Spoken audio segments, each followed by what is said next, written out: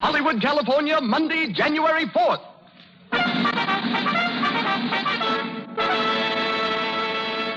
The Lux Radio Theater presents Spencer Tracy, Virginia Bruce, and Francis Farmer in Men in White with Frank Riker and Paul Guilfoyle.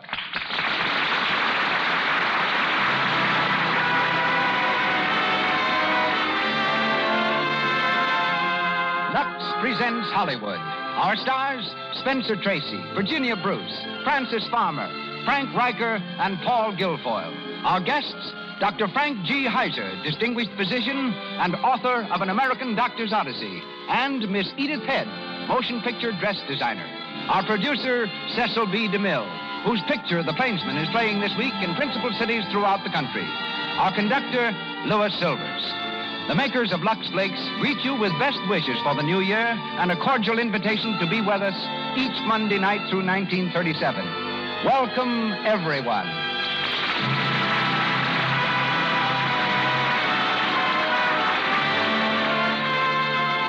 How many times have you asked yourself this question? How can I dress smartly on a limited budget?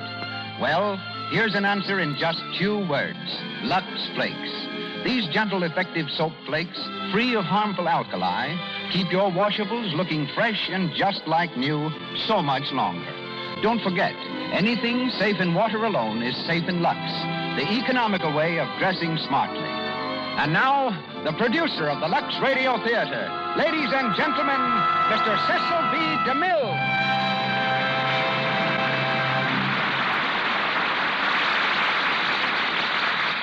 Greetings from Hollywood, ladies and gentlemen.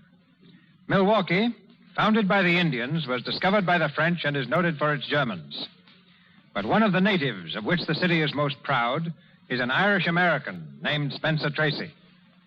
6 years ago, while Spencer was playing the lead in The Last Mile on the New York stage, Clark Gable, then not as well known as Tracy, was playing it on the road. For both men, The Last Mile was the last lap in a race for Hollywood. But it wasn't until about a year ago that Spencer gained full recognition. And now, while hard at work in the MGM production Captain's Courageous, he is being mentioned as an outstanding candidate for the 1936 award of the Motion Picture Academy. Virginia Bruce and Francis Farmer are both renowned for their loveliness and their voices. Virginia was about to enroll in the University of California at Los Angeles when director William Bodine enrolled her instead at Fox Studios. Broadway then reversed the usual order, took Virginia from films, and made her a showgirl in 2 Ziegfeld productions. Returning as an MGM star, her latest picture is Born to Dance. Francis Farmer is that handsome young lady from Seattle who is probably the screen's outstanding find of 1936. Not long ago, this Paramount discovery returned to Seattle to see herself in her recent picture, Come and Get It. It was shown at the same theater in which she once worked as an usher, earning part of the money which put her through the University of Washington. Tonight she is heard as Barbara Denny, Virginia Bruce as Laura Hudson, and Spencer Tracy as Dr. George Ferguson. Frank Riker plays Dr. Hochberg, and Paul Guilfoyle, Dr. Levine. And the Lux Radio Theater bills all 5 in Sidney Kingsley's Pulitzer Prize play, Men in White.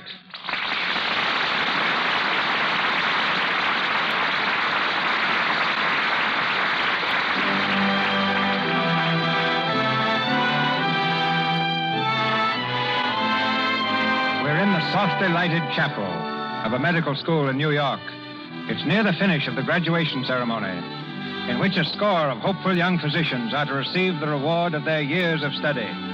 Among the graduates is George Ferguson, high in his class and higher in the estimation of his instructors. He stands with his fellow students as they recite the words of the Hippocratic Oath, an oath to which physicians have bound themselves since the days of ancient Greece. I do solemnly swear by what I hold most sacred in my life, to be forever loyal to the profession of medicine, and just and generous to its members, to lead my life and practice my art in uprightness and honor, to hold my myself aloof from all voluntary wrong and corruption. I do swear that I will give no deadly drug, even if solicited, that whatsoever I shall see or hear of the lives of men, which is not fitting to be spoken, I will keep inviolably secret. These things do I swear. And now, if you be true to this, your oath, may prosperity and good repute be ever yours. The opposite, if you shall prove yourselves forsworn. Gentlemen, doctors, I greet you in the name of medicine.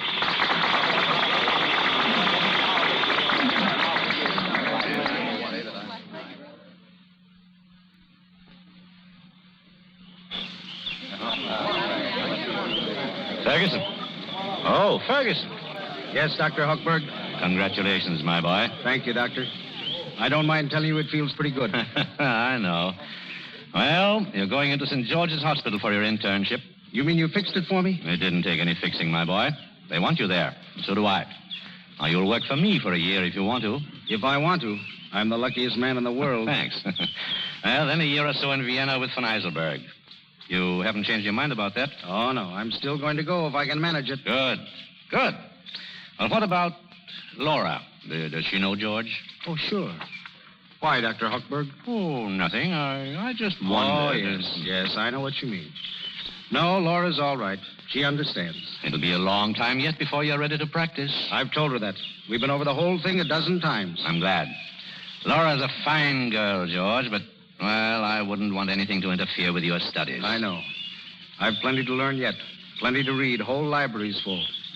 I'm looking forward to it, and so is she. Fine. I like to hear you talk like that. It leads me to expect big things of you.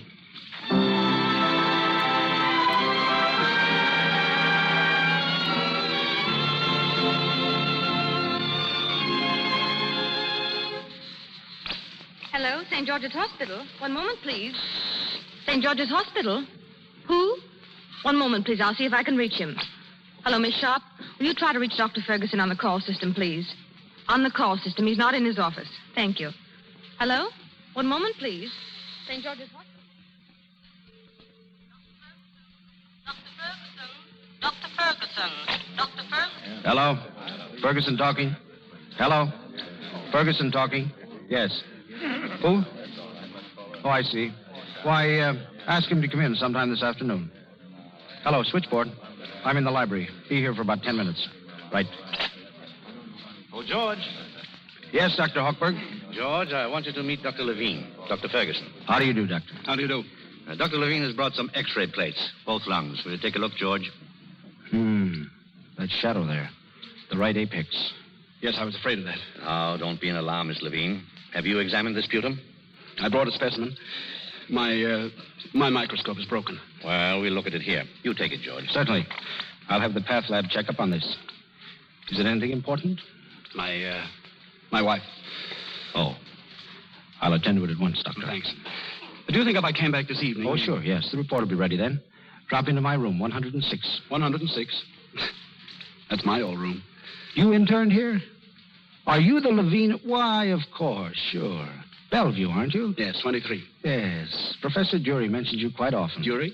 He still remembers me? Oh, he thinks a great deal of you. George here is one of his prize pupils, too. Been here 9 months. Our house surgeon. House surgeon? Oh, that's fine.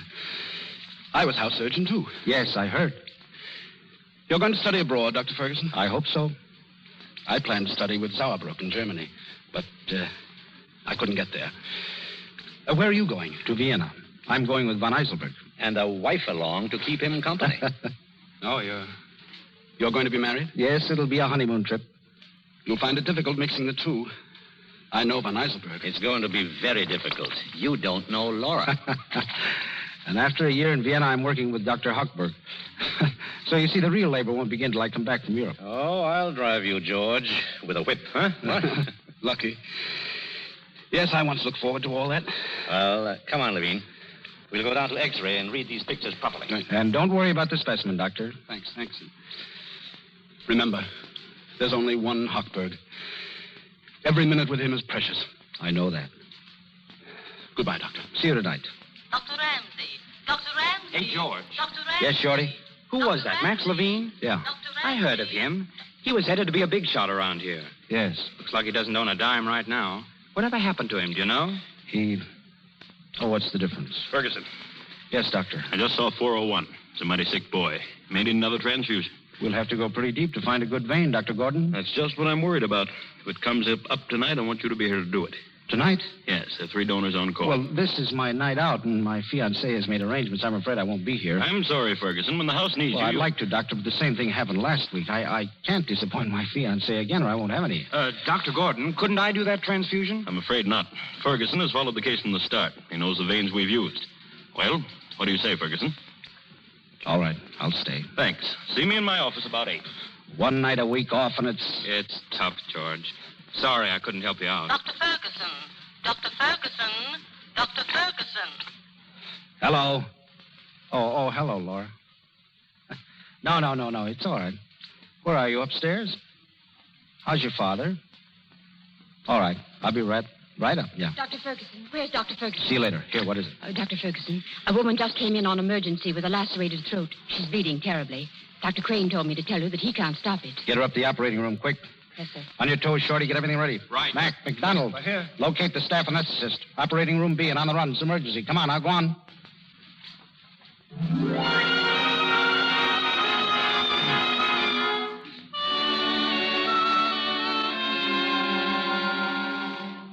I tell you, I'm all right. Never felt better in my life. Sure, you feel fine. That's why I want you in here for another week. Rest that heart of yours. Hockey's right, Dad. You ought to stay. Now, don't you start, Laura. Oh, but it's so foolish. I have an important deal on honey.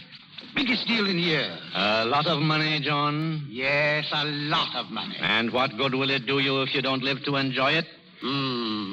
Well, it can still buy my little girl a honeymoon. I could spend my honeymoon right here and have a swell time, as long as it's with George.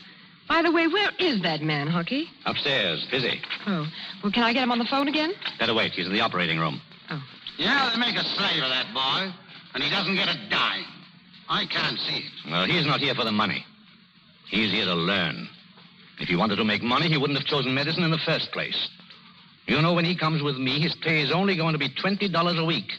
But there's a chance to work. The next 5 years are crucial years in that boy's life. They're going to tell whether he becomes an important man or not. George is an important man right now, Hockey. To me. To you, Well, don't I count? Of course you do, dear. Hello. George. How are you, darling? Hello, Mr. Hudson. How are you, George? Come to take my temperature, I suppose, huh? No, not this time. Why so glum, dear? Toothache? Oh, just tired, I guess. Excuse me, please. What is it, Miss Jameson? Time for Mr. Hudson's sunbath. Oh, go away. Come along now. Come along. Let go. I got some phone calls. See you later, Laura. All right, Hockey. Bye, Dad. Goodbye. Darling, Oh, Laura, you're lovely today. kiss me, darling. Oh, how I've missed you these last few weeks. I've been busy, dear. I know. And there'll be 3 more months of it, won't there? 3 months. I don't know how I can live till then. There'll be long months for me, too. You know, George, you've spoiled everything for me. What? Oh, I don't seem to get a kick out of life anymore unless you're around. That's not very often, is it? Darling, we'll make up for it all later on, honestly. I don't know if we can. You see, dearest, the way I feel, if I had you every minute from now on, it wouldn't be enough. I wish I'd lived all my life with you. I wish I'd been born in the same room with you and played in the same streets. I'm glad you missed them. They were ordinary and gloomy. They might have touched you, changed you. Look at me, Laura. About 7 months ago, there was a boy here who had been blind from birth.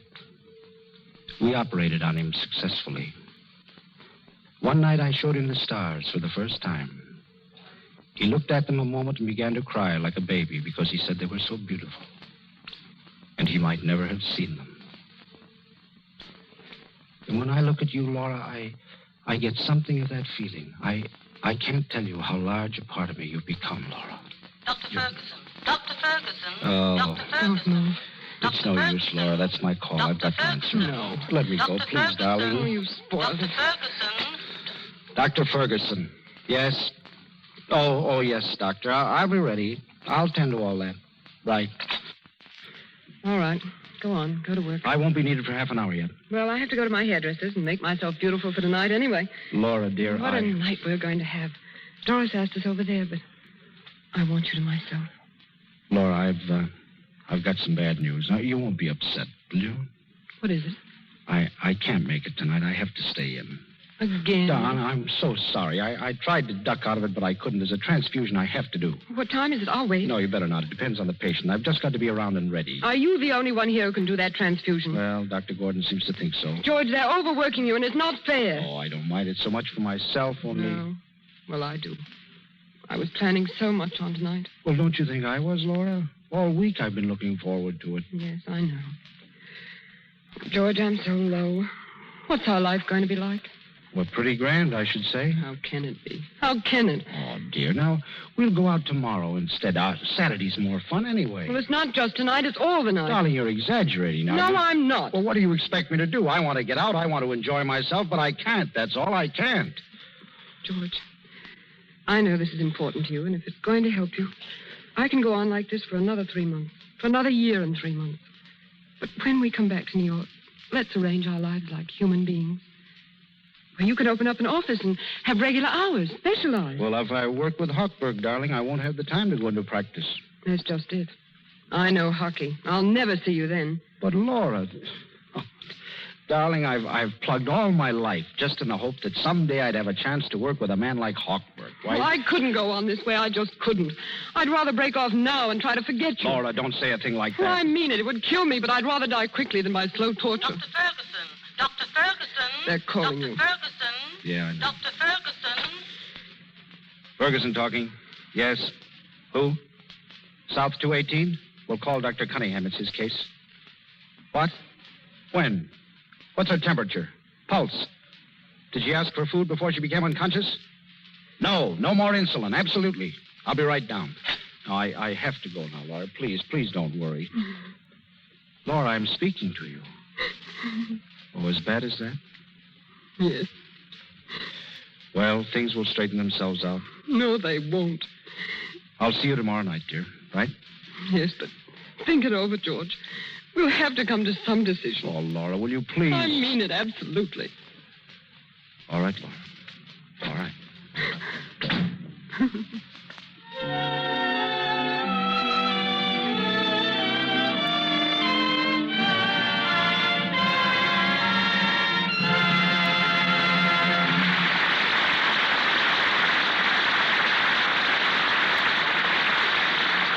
Spencer Tracy, Virginia Bruce, and Francis Farmer continue in a moment with Men in White. Meanwhile, we'll stroll down Sunset Boulevard. We might see a movie star, or two. Oh, I say, there goes a stunning girl driving that green car. Maybe she's an actress. Oh, she passed the red light. And there goes the officer's whistle. Sure, lady, and would you be going to a fire, perhaps? Or do you think you're one of them movie stars? No, I'm on my way to a tea party, officer. But look, as I put my foot on the brake, I popped a run. And it upset me, so I just forgot to stop, that's all. Oh, lady, and that's a fine story, but it's not a new one. My wife used to plague me with it. Before she got on to Lux Flakes, of course. And did Lux cut down her runs? Sure, lady, and doesn't everybody know Lux saves the elasticity in silk? Keeps you from getting runs? Sure eased the strain on me pocketbook, too. Oh, thank you, officer, for telling me about it. Well, I'll be letting you go this time, but I know you'll get a good bit of punishment going to that tea fight with a run in your stocking. The officer is right. A girl certainly hates being seen with a run. And there's nothing a man dislikes more than having his best girl show up with one. Getting too frequent runs is something a clever girl avoids. She makes it a rule to Lux stockings after each wearing. Lux saves stocking elasticity. And with Lux, there is no injurious cake soap rubbing. Then threads can give under strain without always popping embarrassing runs. Lux Flakes have no harmful alkali, you know, to weaken fibers, rob them of elasticity.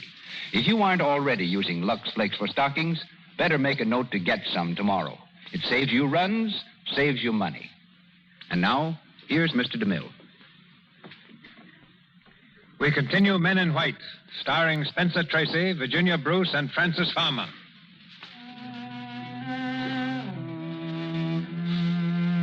It's a few minutes later. In room 218 South, a little girl lies unconscious in her bed. Watching her with anxious eyes are Ferguson, Dr. Cunningham, and a nurse, Barbara Denny. Ferguson straightens up suddenly and turns to the older physician. I was afraid of shock, Dr. Cunningham. This isn't shock, young man. It's diabetic coma. Coma? How's her temperature, nurse? Subnormal, Doctor. There, you see, sir? Well, what of it? Nurse, prepare some insulin. 40 units. I beg your pardon, Doctor, but isn't insulin contraindicated here? No, it's our last chance. Doctor, I mean no offense, but I've studied this case history. It looks like shock, not coma. Suppose you let me handle this case, young man. Prepare that arm, nurse. What? Yes, sir. No. Please, Doctor, call in one of the other men. Ask them, anybody. There's no time. That insulin's going to prove fatal. Get out of here, will you? I don't want any interruption while I'm treating my patient. Give me that hypo. I say no. Get away from that patient. Here. What are you doing? Take your hands off. Stand over there and don't bother me. Nurse, shock position, quick. Yes, sir. Floor nurse. Yes, sir. Sterile glucose, quick, and a hypo of adrenaline. There's glucose here, sir, already. How much? 50 grams. Good, half it'll do. Apply the tourniquet, right arm. Nurse, some hot packs and blankets. Yes, sir. Quick, come on now, hurry. What do you think you're doing? I'll have you brought up before the medical board. I'll have you thrown out of this hospital. You can't... All right. Have me thrown out. I don't care. But you're not going to kill this baby. I've never heard of such a thing. Why? You ready, nurse? Yes, sir. Let's have the glucose. Swab that arm. Never mind the iodine, just alcohol. You'll pay for this, young man. That patient's life is in your hands. Blankets and hot packs, Doctor. Yes, cover her up. Hot packs all around her. A hypo of adrenaline is already, Doctor. Give it to me. All right. Now, that's about all we can do. You report downstairs, Ferguson. At once. I'm sorry. I've got to stay with this baby. Did you hear what I said? Dr. Ferguson. She's opening her eyes. Keep those blankets on her. Dr. George. Yes, dear. I'm thirsty. I want a drink. You bet, sweetheart. Water. Yes, sir. Dr. George. Here you are, darling. Drink this. What happened? Nothing, dear. You just fell asleep, that's all. Come on now, bottoms up. There, that girl. Dr. George, my operation hurts me here. Oh, now. We'll fix that up in a minute. Doctor? Morphine, a 12th. Get it, nurse. Yes, sir. I'll report you, of course. You're a meddling young puppy. However, under the circumstances, I guess I can afford to be lenient. This time. But if you ever dare interfere again in any of my cases... I wouldn't think of it, Doctor. See that you don't. Well, now, young lady, how about getting some sleep? Okay, Dr. George. Close your eyes. All right. But don't you go away. No. I'll be right here. Go on now. Close your eyes. Here's the morphine, Doctor. She won't need it. Yes, sir. Did Dr. Cunningham say anything to you? No. Pretty kid, isn't she? I was scared we were going to lose her. She has hair like Laura's. What, Doctor? Oh, nothing. I think it was wonderful of you to stand up against Dr. Cunningham. Never mind that. You better clean up that mess. Yes, sir. Here. What's the matter with you? I'm sorry. I was just nervous, I guess. Oh. Cunningham been treating you, too? No, sir. This is my first case with a sick child, and I got to like her an awful lot. Oh, I see. What's your name? Barbara Denny. You're going to be a swell nurse, Barbara. Thanks. Now, take my advice. I know just how you feel. Your nerves are all tied up in a knot. You want to yell. Well, I feel the same way myself. Get as far away from here as you can tonight. Have a good time. Relax. Forget the hospital. Tomorrow you'll be all right. I can't. I have an exam in Materia Medica tomorrow. Materia Medica? Oh. I think maybe I have some notes that might help you. I'll leave them with the orderly on the first floor. You can get them on your way down. Thanks. They may help you a bit. You won't have to cram all night anyway. They're calling you, sir. Yeah. Dr. Ferguson. Are you on duty here now? For a while. Dr. Ferguson. If she wakes with any pain, give her that hypo. If her temperature goes below normal, call me. I'll be in. Dr. Ferguson. Tonight, too? Ferguson. Yes, tonight, too. Dr. Ferguson. Dr. Ferguson. All right. Dr. I'm Ferguson. coming. Shut up. Dr. Ferguson.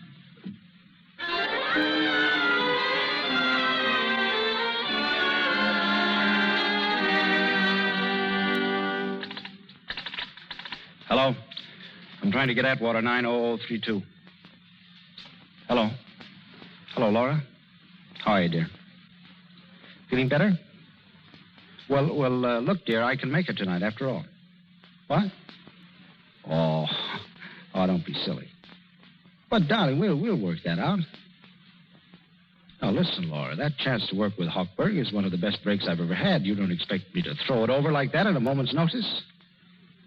No, darling. I don't want to even talk about it tonight. I'm tired, Laura. It's been a rotten day. 3 operations. I just can't think. I can't make an important decision tonight. Oh, Laura. What are you doing? Punishing me? All right, then. I'll call you tomorrow. Come in. Oh, good evening. I'm sorry if I disturbed you. Oh, no. Come on in, Dr. Levine. Thanks. Did you get that lab report on my wife? I'll see if it's ready. Hello? Path lab, please. Sit down, won't you, Doctor? Thanks. Hello, Dr. Finn? Ferguson. What about that sputum? Oh, it's under the microscope now.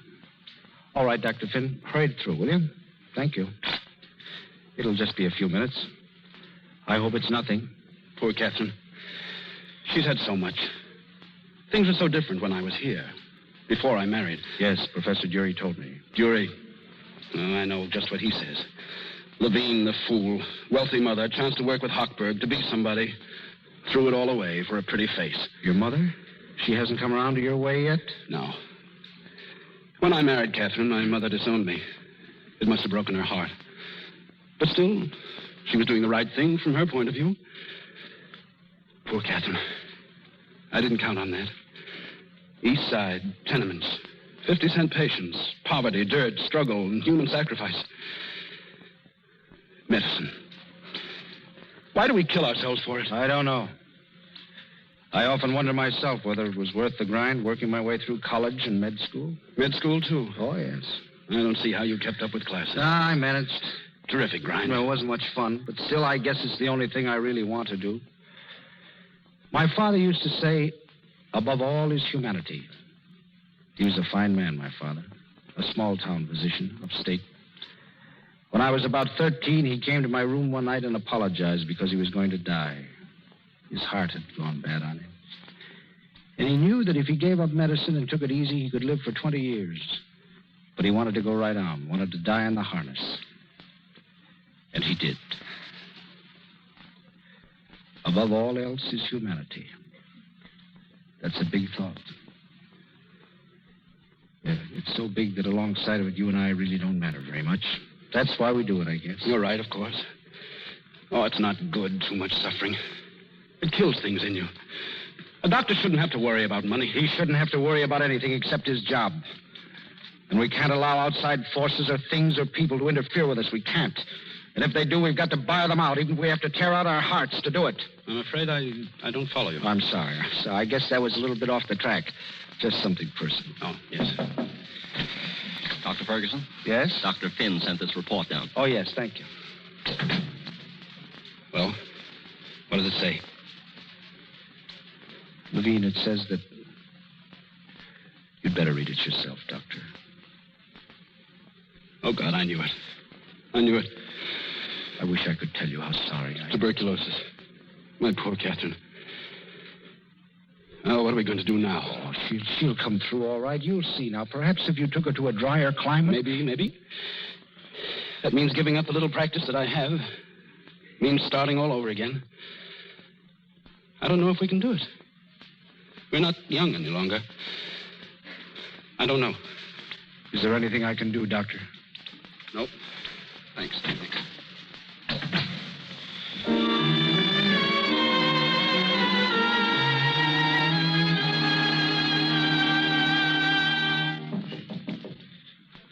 Who is it?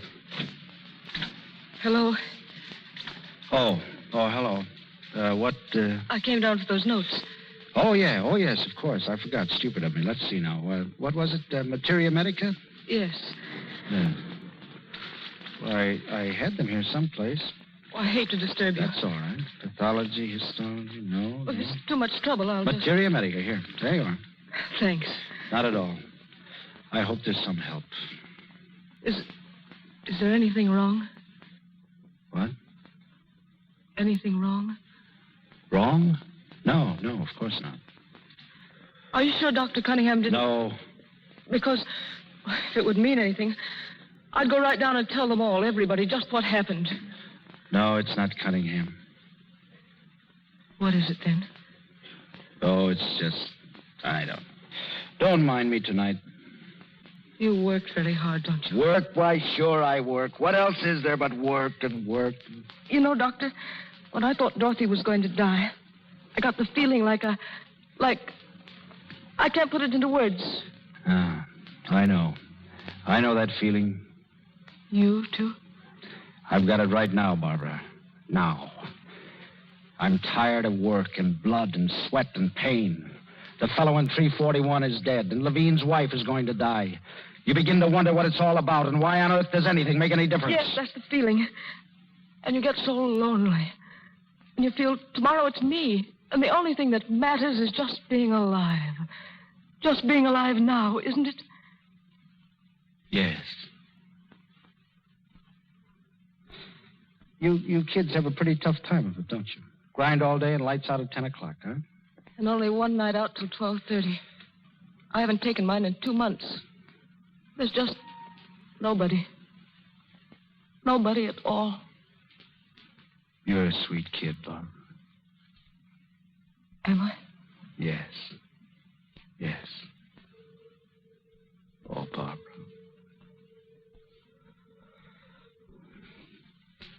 I'm sorry. I shouldn't have done that. Oh, it's all right. I wanted you to kiss me. Please don't feel that I wanted you to. I don't mind. Really, I don't. It was my fault more than yours. You are sweet, Barbara. What are you going to do tonight? Well, I was going to study, but it's my night off. Then let's get out of here. Let's go someplace where we can forget we ever saw the inside of a hospital. I want to hear some music. I want to laugh for a change. I want to forget that there's pain and suffering and... Will you come with me? Oh, yes. All right, meet me outside the north entrance. I'll have a car, and make it as fast as you can. I want to get out of here.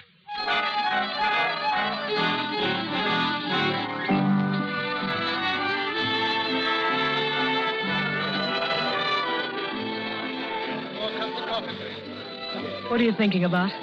What? Oh, nothing much. You're so quiet. You're not having a very good time, are you? Sure. Aren't you? Grand.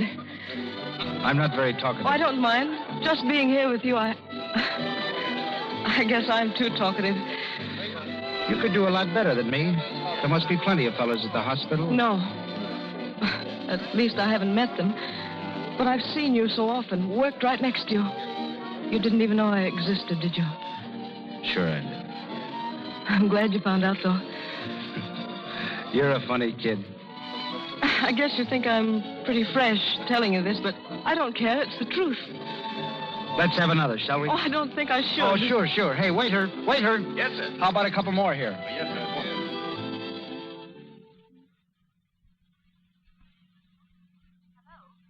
I'm sorry, Dr. Ferguson isn't here tonight. St. George's Hospital. One moment, please. You've got to help me, Hockey. That's why I came back here tonight, to see you and to see George. He isn't in. I know, but I'm going to wait for him. And just what you want me to do, Laura? Advise him not to study? Not to spend a few years making himself... A few years? You say it so casually, as if it were nothing. It is nothing. A lifetime is nothing in the study of medicine. A good doctor must know how to... A good doctor must know how to cure people of disease and sickness. If he can do that, that's all he needs. Laura, you love George, don't you? Yes. And you want him to be happy? Well, of course I do. Why do you suppose I'm here now? Because I couldn't bear to think that I'd hurt him. But I know where his happiness lies, perhaps even better than he does. He wants to be a doctor, Laura. And he wants me. Oh, Hockey, I can make him happy. I know I can. If he goes into practice, we'll have some time to ourselves, time to... Time to do nothing. Laura, you don't know what that boy's work means to him. But I do. No, you don't. You don't.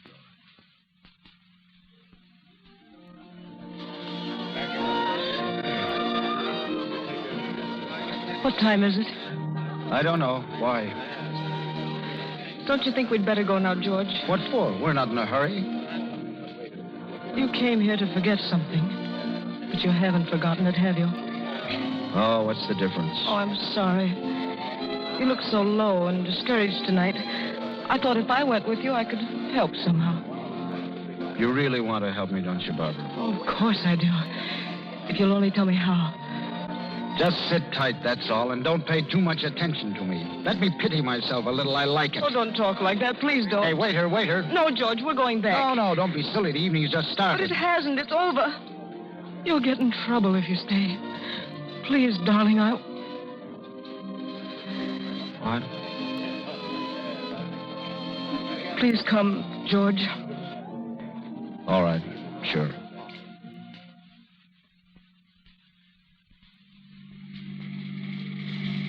I think that was a policeman back there on that side street. What of it? You're going awfully fast. We're in the city now, George. It's all right. Let him stop me. I'm a doctor. I'm hurrying back to the hospital to watch people die. Slow down, please. There's a man in the public ward screaming in pain. A little boy who'll never walk. He hasn't any legs. George, stop it. They're waiting for me. I've got to help them. I've got to sit by their beds and hold them down while they writhe and torment. I've got to...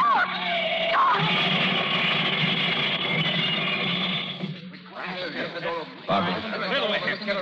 You okay, mister? Don't mind me. Watch out for her. Get her out of here. Easy, you fool. Barbara. Are you all right? Look at me.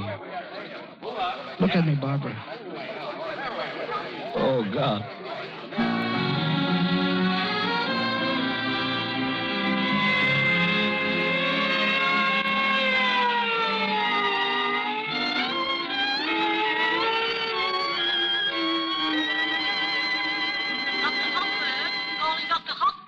Excuse me, Laura. Of course. Dr. Hochberg. Hello? Yes? Who? Miss Denny? Well, how did it happen? Well, never mind. Get the operating room ready at once. It's an emergency case, one of our own girls. A nurse? Yes.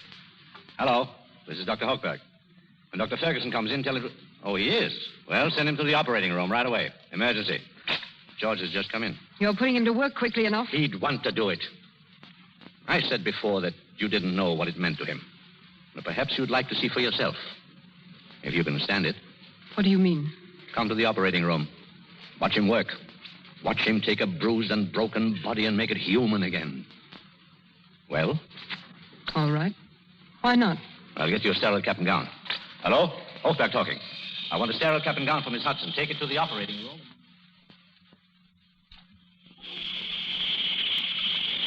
Towel. Here, sir. Nurse, where is she? Why don't they bring her in? They will in a minute. Did you see her yet? Yes, sir. A few minutes after you brought her in. How was she? Well, she's regained consciousness. She asked for you. She... All right, lay out the instruments. We mustn't lose any time. Come in. Evening, George. Good evening, Doctor. Laura. George, dear. What are you doing here? Well, Dr. Hochberg said I might... George, what's happened to your face? It's all cut. It's nothing. On an automobile. We had an accident. Who, George? It's all right. Dr. Hochberg, the girl, she's pretty badly hurt. Concussion? Possible fracture. Laceration? Head, neck, and arms. It's pretty bad. The patient's here, Dr. Hochberg. Bring her in. Carefully, Miss Simpson. It's all right, Barbara. You'll be all right, dear. Over here. How is she? George.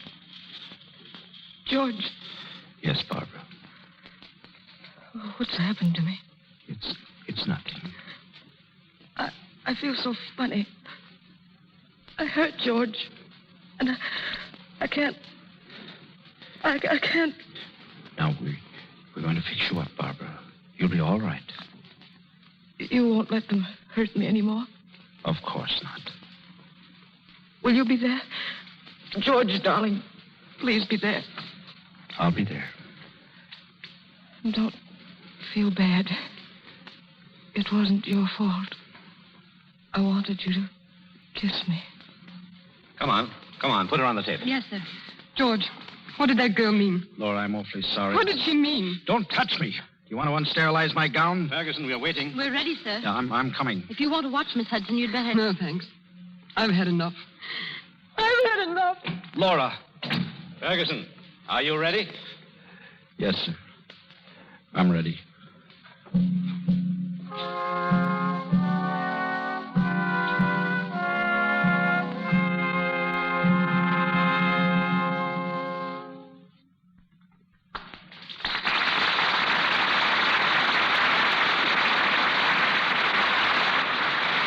Pause for station identification. This is the Columbia Broadcasting System. You're listening to KNX Los Angeles, the voice of Hollywood.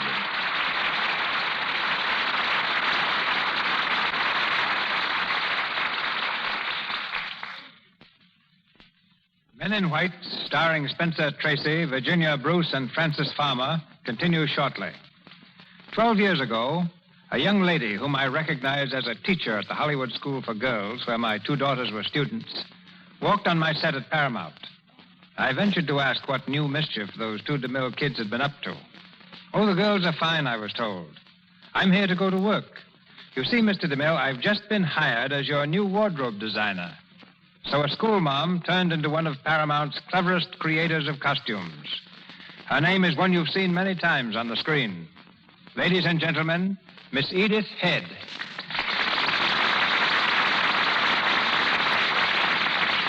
Thank you. You've been listening to a play about men in white, ladies and gentlemen. Here's something that may interest you about women in white. Women in white are very rarely seen in films because pure white is one of the most difficult colors to photograph. But in Jack Benny's new picture, College Holiday, you'll see a big dance number in which pure white is successfully screened. It's a dance that starts off as a Grecian ballet.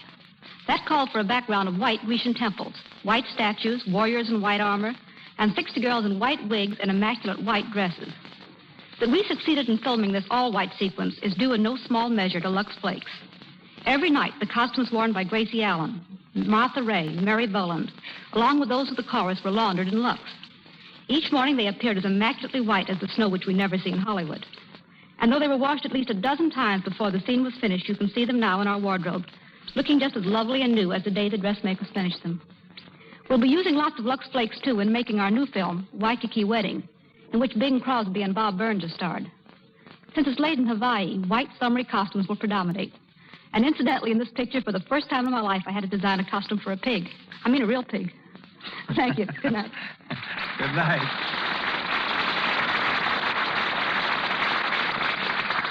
Back to Men in White, starring Spencer Tracy, Virginia Bruce, and Francis Farmer. It's early the following morning.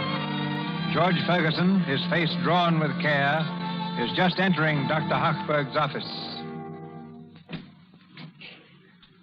Oh, come in, George. How's Miss Denny? Her fever's down a little. Good. I hear you watched the case all night. Well, that was the least I could do. What a mess I've got her into, the poor kid. Here, now, don't take it like that. She was such a pretty little thing. Now, what's going to become of her? She'll never see again, I know it. Now, don't worry. We'll take care of her. We'll find something... I wasn't thinking of money. That's not going to help her much. What about her life? It's shot to bits.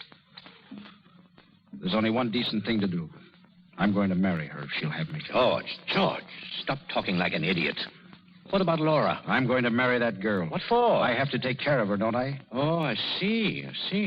So you saved some money then, huh? Out of what? Then how are you going to help her? How are you going to take care of her? I'm going into practice. If you think you can provide for both of you by first starting practice, then you just don't know. I'll manage somehow. I'm not afraid of that. George, you saw Levine yesterday. You know he's practically starving. He asked me to lend him $20. I don't see what that has to do with me. You didn't know him 6 years ago. You wouldn't let me help him then. He was so sure, so confident, and better equipped for practice than you are. Possibly. But at least he loved Catherine. But you don't love this girl. It was an accident, and for that you want to ruin yourself. Dr. Hochberg, please, it's no use. I've thought of all that. It doesn't make any difference. There's only one decent thing to do, and I'm going to do it. And I'm going into practice. If you do that, George, you're through. You're finished. All right, then I am. Why not? What good's a profession that can't give you bread and butter after you've sweated out 10 years of your life on it? And if I can't make a go of practice, I'll find a job at something else. I won't starve. I'll always make a living. Dr. Hochberg. George, Dr. Hochberg. You're going to be sorry for Dr. this. Hochberg. Maybe. Dr. Hello, Dr. Hochberg, yes? Yes? What? When? Prepare a hypo of caffeine. Adrenaline, long needle, at once. Who is it? Do you want me? No. You stay here. I'll be back in a few minutes.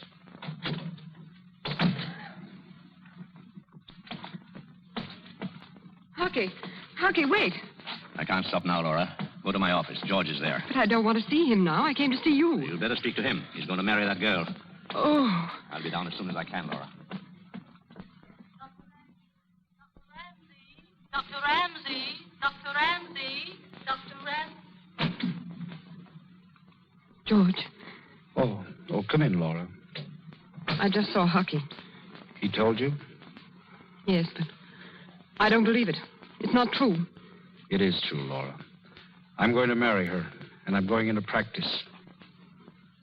Funny, isn't it? Only yesterday I asked you to do that, and you refused. Cases are different. I've got to do it now. How long have you known this girl? Does that matter? I've ruined her life. You love her, don't you? I love you, Laura. Yes, I'm sure you do. I don't care whether you believe it or not. It just happens that I do. Let go of my arm. You're hurting me. I'm sorry. I don't understand this, George. What's it all about? It doesn't make sense. Where did you go last night? What did you do? We went to a roadhouse. I asked her to go. I'd had a rotten day yesterday. Things kept piling up until I thought I'd bust. This kid came to my room for some notes. She was sympathetic, and she was lonely herself. She's in love with you? She thinks she is. It's just a kid affair, that's all. But she understood, and I needed that last night. You and I quarreled, and I didn't want to give up working with Hochberg. I didn't want to give you up. I didn't know which way to turn. She was there. Yes. Still, you say you love me. If I hadn't, I'd have called quits yesterday. Told you I was going to work with Hochberg, whether you liked it or not, gone to Vienna alone. Well, why don't you go then? Go on and do it now if it's so important to you. I won't be around to distract you. Go on. But you won't. You're going to marry a girl you say you don't care for. All right, make your beautiful gestures. Marry her. I'm going to. You think you're being brave and strong, I suppose. But you're not. You're a coward. You're doing it because it's the easiest way out. Because you're afraid people will say things about you. Because you've no backbone. Yes, Laura, you're right. I have no backbone when I almost let myself be talked out of a chance to work with Hockey. And maybe to do something fine someday. But right now, I have no choice. I'm not doing this because I give a rap what anybody says or thinks. I'm doing it because that girl's life is smashed, and I'm responsible. And I want to try and help pick up the pieces and put them together. Oh, Laura, don't. I knew how you felt about Hockey, and I shouldn't have insisted. I've been selfish, but it was only because I loved you so much. And I still do. That's the way I am, George. I can't help it. George? Yes, Doctor. Miss Denny, she wants to see you. Is there anything wrong? I'm afraid so. That adrenaline I ordered was for her, George. You mean She's asking for you. You'd better go to her. Yes. Yes. Hockey, what's happened? Embolism. She's gone into a collapse. Does it mean... There's nothing we can do, Laura. Nothing. Oh, God.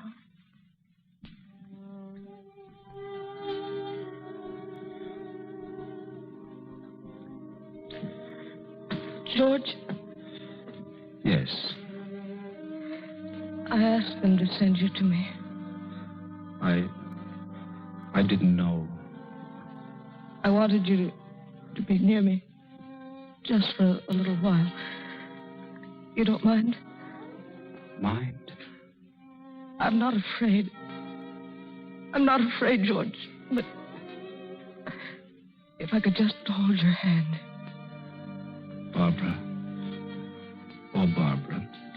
Don't talk, darling. I can call you that now, can't I?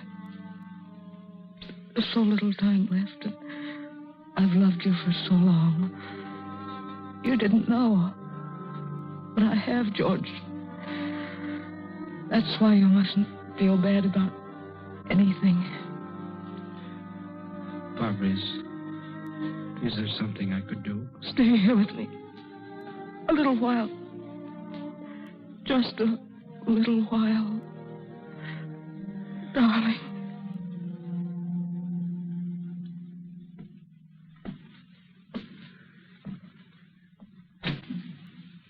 George, dear. How is she, George? She's dead. Oh, darling. Only a few hours ago, she was pleading with me for a chance to live. She was so young, she didn't want to die. Stop it, George. Stop torturing yourself, please. These things happen. It might have happened to anybody. Couldn't we have done something, Dr. Hochberg? I tried everything. Caffeine intravenously, adrenaline directly into the heart. Useless. That little blood clot in the lung, and we're helpless. 40 years I've spent in medicine, and I couldn't help it. Then what's the use? What good is it all? Why go on? It takes everything from you, and when you need it most, it leaves you helpless. We don't know anything. We're only guessing, George. There isn't a man in medicine who hasn't said that and meant it for a minute. All of us, George. And you're right. We are groping. We are guessing. But at least our guesses today are closer than they were 20 years ago. And 20 years from now, they'll be still closer. That's what we're here for. There's so much to be done and so little time in which to do it. One life is never long enough. It isn't easy for any of us.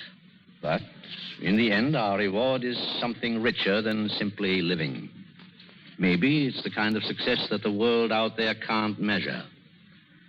Maybe it's a kind of glory, George. Yeah. Question as much as we will. When the test comes, we know. Don't we, George? Yes. Well, I'll reduce that fracture at 10. Schedule the appendix at 3. Yes, sir. Oh, darling, I'm so sorry. George, let's get away from here. Let's go someplace where we can talk this thing over quietly and sanely. No, Laura. This is where I belong.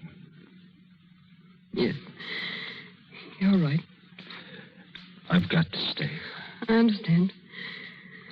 Well, when you come back from Vienna, if Hockey will let you off for a night, give me a ring. I'll be around.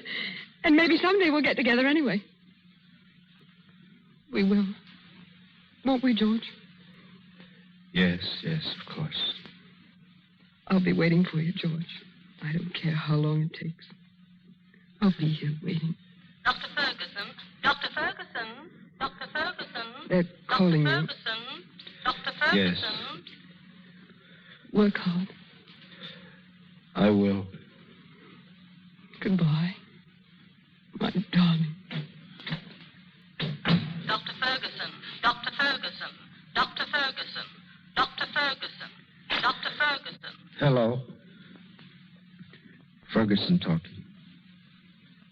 Yes. What's her temperature? Respiration. All right, keep your eye on her. Have an oxygen tank prepared and tell McDonald to stand by. I'll be there right away.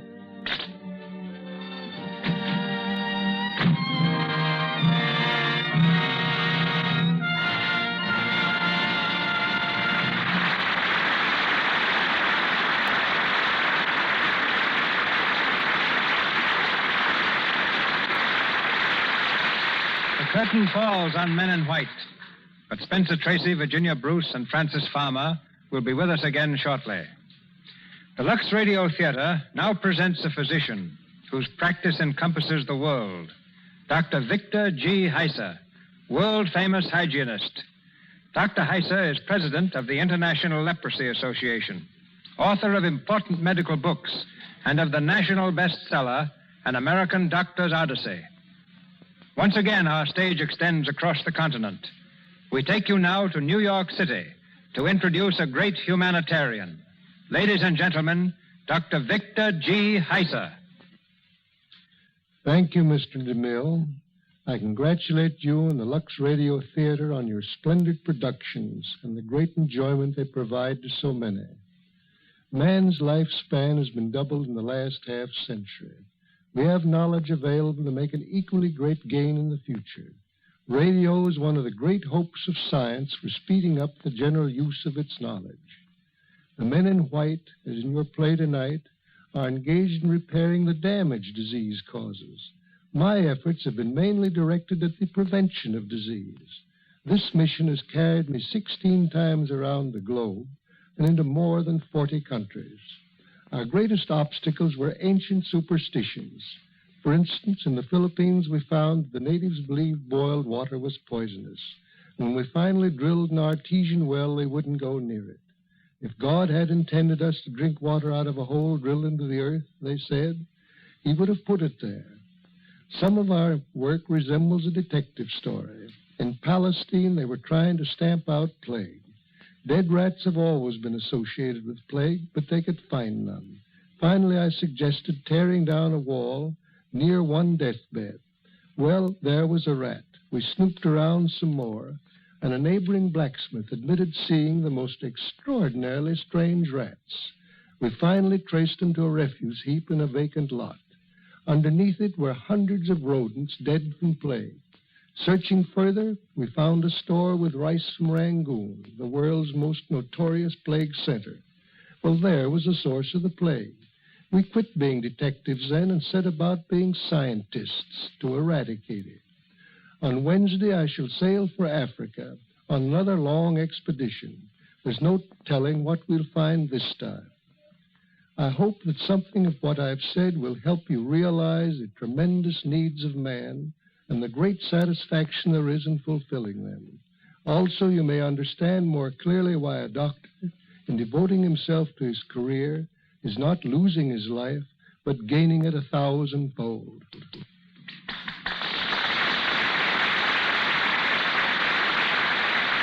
From Hollywood, Dr. Heiser, we send our thanks to you in New York.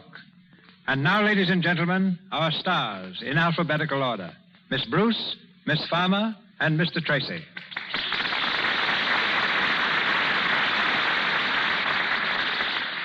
I've just two things on my mind, Mr. DeMille. First, I want to wish everyone a very happy New Year. And second, I want to say this. Every Monday night, I've heard the stars get up here and say how much they enjoyed being on the Lux program. Well, now I know they weren't just being polite. It's been a grand experience, and many thanks. I surrender the microphone to my alphabetical neighbor, Miss Frances Farmer. As a comparative newcomer to Hollywood, Mr. DeMille, I'm afraid I'm not any source of news. I've worked rather hard these past months, but nothing could have pleased me more. It's meant the fulfillment of my earliest ambitions, a chance to act. To pictures, to the people who attend them, and to the Lux Radio Theater, my sincere thanks. And now, our man in white, Spencer Tracy. Thank you. I owe a lot to Hollywood, Mr. DeMille. But having spent so many years on the stage, I admit I've been lonesome more than once for the legitimate theater. Tonight, you've given me the opportunity to get back again behind the footlights, and I'm very grateful. But Men in White does a great deal more than satisfy an actor's ego. It's an enduring tribute to what I feel is the finest profession in the world. You hear a lot these days about commercialism. People wonder what's happened to the humanity and the sacrifice that glorified the past. It's still around us, in the men in white of your hometown and mine. Men whose sole objective in life is that we might be well. And I hope that tonight we have succeeded in reflecting upon the family physician a little of the honor which, along with our bills, we may have forgotten to pay him. Good night. Good night, Spencer. Good night, Virginia and Francis. Mr. Tracy, Miss Bruce, and Miss Farmer, our thanks. Ladies and gentlemen, this is your announcer, Melville Ruick. Before Mr. DeMille returns with the announcement of next week's stars and play, may I say that Mr. Tracy and Miss Bruce appeared through courtesy of Metro-Goldwyn-Mayer Studios, Miss Farmer and Mr. DeMille, Paramount, Mr. Guilfoyle, RKO, and Mr. Silvers, 20th Century Fox, where he was in charge of music for the new film, 1 in a Million. Miss Bruce will soon be seen in Universal's picture, Class Prophecy. And here's Mr. DeMille. My enthusiasm in looking forward to next week's program is one, ladies and gentlemen, I think you will share. For next Monday night, the Lux Radio Theater presents two of the finest performers in the film capital, Claudette Colbert and Fred McMurray. For each, it is a return engagement to our stage. And you will hear them in the same story in which they scored such a great success together on the screen, The Gilded Lily. Our sponsors, the makers of Lux Flakes, join me in inviting you to be with us again next Monday night when the Lux Radio Theater presents Claudette Colbert and Fred McMurray in The Gilded Lily. This is Cecil B. DeMille saying good night to you from Hollywood. This is the Columbia Broadcasting System.